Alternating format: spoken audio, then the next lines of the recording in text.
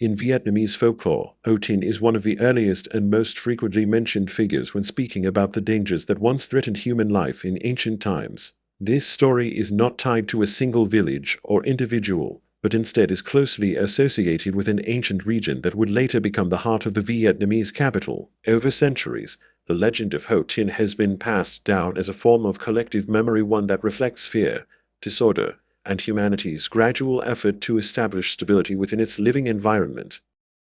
According to ancient texts and oral traditions, Ho Tinh appeared during a very early period, when the land of Vietnam was still largely untamed. Dense forests covered vast areas, wetlands stretched across the plains, and rivers intertwined through the landscape. Human settlements were scattered and sparse, and people depended heavily on nature while constantly facing dangers they could not clearly explain.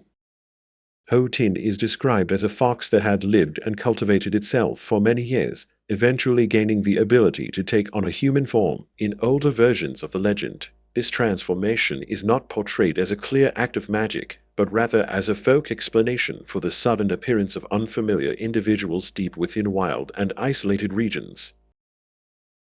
The legend says that Ho Tinh often appeared as a young woman of striking beauty, wandering near human settlements or along forest paths. Those who encountered her rarely sensed anything unusual, as her appearance was no different from an ordinary person. Only after people went missing or met with misfortune did villagers begin to connect these incidents to the existence of Ho Tinh.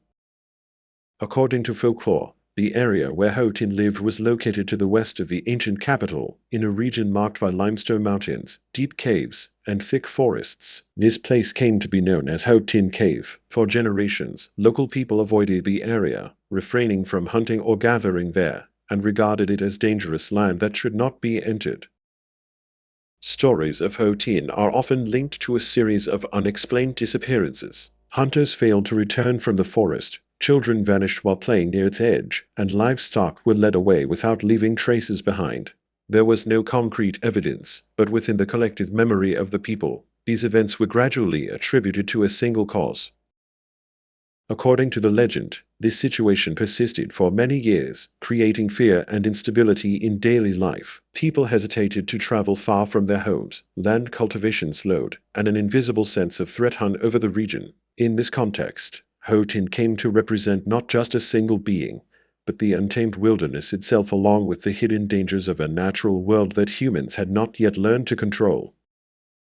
The story enters a new phase with the appearance of Lac Long Quan, a revered ancestral figure in ancient Vietnamese belief. According to legend, Lac Long Quan was called upon to deal with the threats that endangered human settlements, including Ho Tinh. The legend recounts that Lac Long Quan traveled to the area of Ho Tinh Cave and confronted the creature directly, rather than describing a detailed physical battle. Most versions emphasize that Ho Tinh was forced to abandon its dwelling, and that the cave was destroyed or sealed, leaving the creature without a place to remain.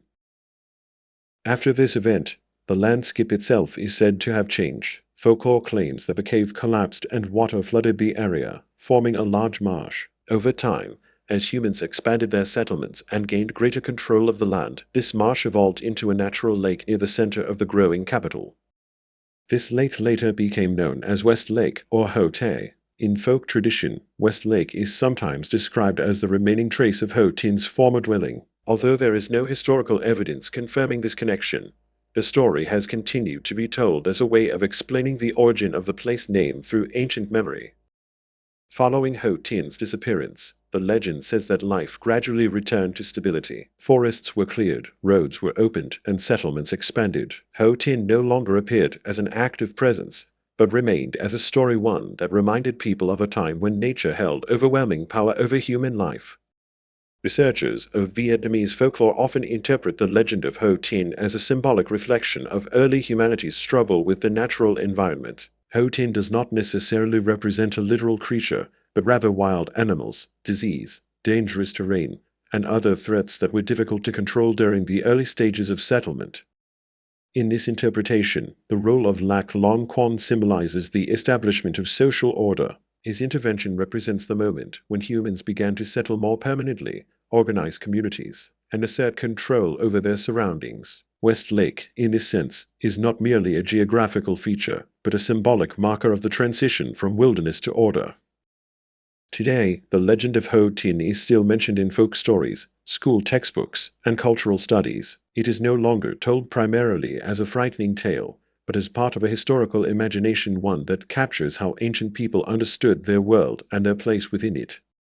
And when standing by the shores of West Lake on a quiet afternoon, watching the still surface reflect the sky, few people remember that this place was once imagined as the lair of a great threat in the minds of the ancients. Yet it is stories like the legend of Ho Tin that continue to shape how Vietnamese culture remembers the past, understands nature, and defines the relationship between humans and the world around them.